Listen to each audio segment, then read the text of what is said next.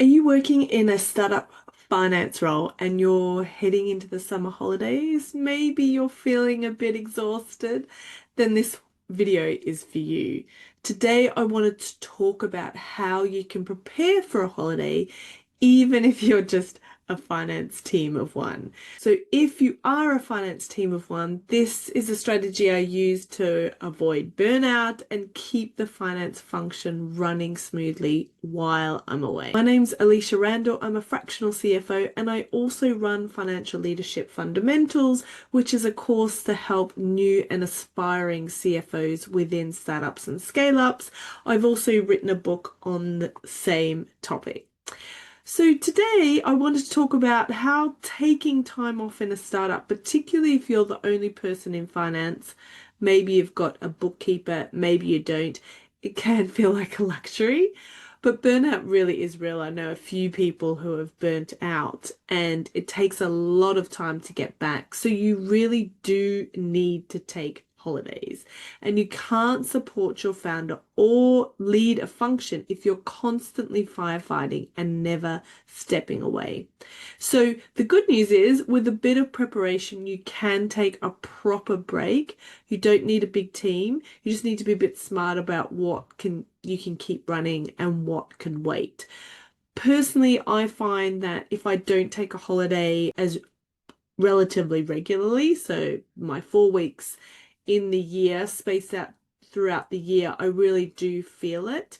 I also find that that kind of brainstorming and creative thinking by the end of, say, 1 week, I can't stop thinking about ideas and things that I want to implement in my role. So actually, I find that I'm better at my job if I do take a holiday.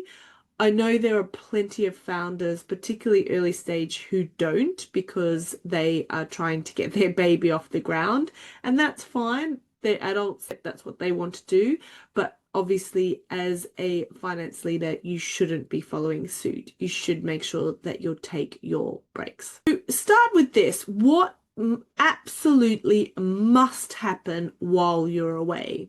Usually these are financial operation things and they are paying your payroll and your contractors, doing a payment run, potentially month end as well, tax deadlines like VAT, and then maybe board packs or investor packs. So essentially, your step one is to write down everything that is non-negotiable. If you've got support like a bookkeeper or a finance director or a finance manager or operations lead, great, delegate. But if you don't, then there is a little bit of additional preparation that you need to do in order to get ready for the time you'll be away. Just a side note, in general, I recommend that taking time off during month end is not ideal if you're still doing that.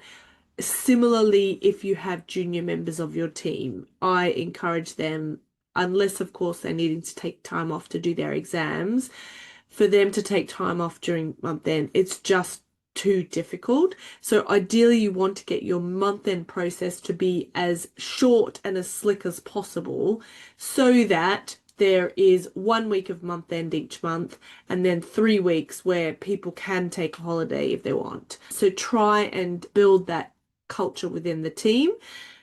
That may not necessarily work for you, but that's personally what's worked for me. So if you've got a bookkeeper, doesn't matter if it's in-house or outsourced, you really do want to use them. So before you go, you want to be very strict on the timetabling. So confirming the payment run dates and cutoffs, letting them know that you'll be offline and what to escalate. Ask them to flag anything odd in the week before you go and prepare responses that they might need for internal or external stakeholders. Also, if you've got board pack due, ask them to be close to the month end early so you can review the numbers before your holiday. I generally find boards don't usually sit during the month of August here in the UK because so many people take holidays in the UK. So usually that's not a problem. But particularly if you don't have children and therefore you don't have to adhere to school holidays, you just need to be mindful of that. So trying to avoid a full inbox and board pressure on day one back, try and prepare as much as possible. So delegating doesn't always mean handing stuff off. Sometimes it's just leaving some preparation or things for people to work with. So you want to prep a one-pager with key dates and tasks that are due, so people can just follow the list, where to find things or folder links, zero logins, checklist templates, just so that people aren't trying to find something when you're away because you know where everything is. Instead, they just need to follow their nose, basically. Any emergency contacts, so the tax accountant, banking, HMRC, R&D provider, any kind of third party that you use quite regularly. So if something does crop up when you're away, they go to that list, the emergency contacts first before calling you while you're on holidays. Even if no one picks this up while away, you'll kind of thank yourself when you're back because then it's all ready for you as well. You also want to set expectations with your CEO or founder. Your CEO isn't trying to be annoying by messaging you throughout your whole holidays. They perhaps don't realize how much you're holding. So have a chat with them before they go. You want to tell them specifically what's been delegated and what hasn't been delegated, or what have you scheduled and can be prepared or has been prepared now and will just kick off later on. A couple of examples here is payroll. If you're doing payroll and your bookkeeper isn't, you may want to encourage the leadership team to get their payroll changes in early so that you can run payroll and set up or schedule the payments that need to go to all the employees while you're away. So all the scheduling, all of the payroll, all of the payments are going to go out as per normal, but they have been pre-planned and scheduled. Similarly with payment runs, anything that can be scheduled early, payment runs and payroll is a perfect example. VAT even, you can also do that early, then do it before you leave. When you're speaking to your CEO, you also want to let them know what they can expect from you or not expect from you while you're off. It is worthwhile letting them know that you really do need a break. I would say 99.9% of finance leaders in a startup or scale up qualify here. You probably work incredibly hard, just as hard as you did while you worked for an accounting firm, if you come from an accounting firm, if not harder. So make sure that they are aware of that.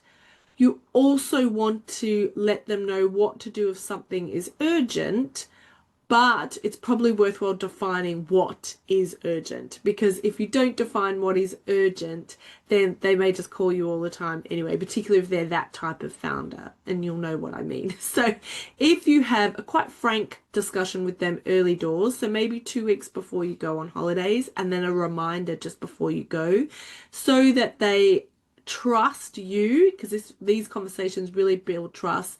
It demonstrates that you're organized, and quite frankly, it also protects your sanity. So there are some basic tools that you may want to look at if you don't already have these in place. Auto responses with a link to a one-pager, you could do that for internal team.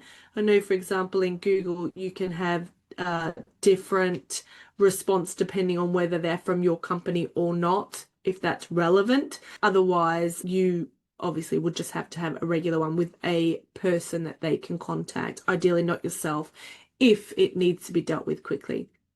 So whether that's someone in operations or your bookkeeper or even a administrator who might be able to then delegate it to the right person. Slack status, I would also set that one offline and then put in your comments the date that you're back.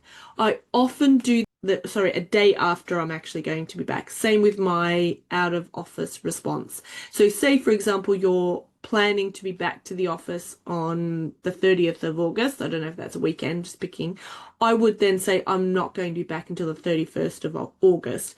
That gives me a day to catch up. So do the same on Slack as email.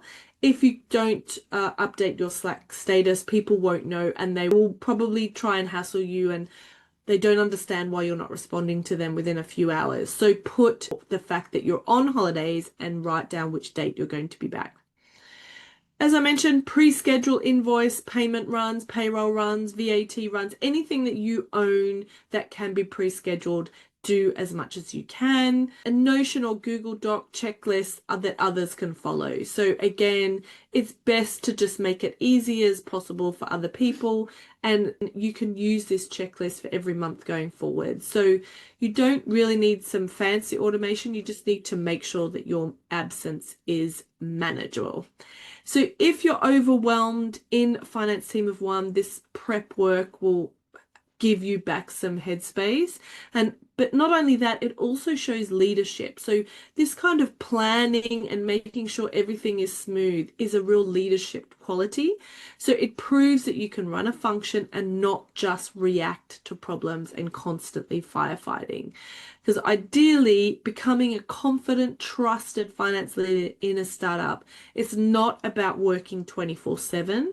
Rather, it's about putting the right systems and support in place so the business doesn't fall apart when you log off.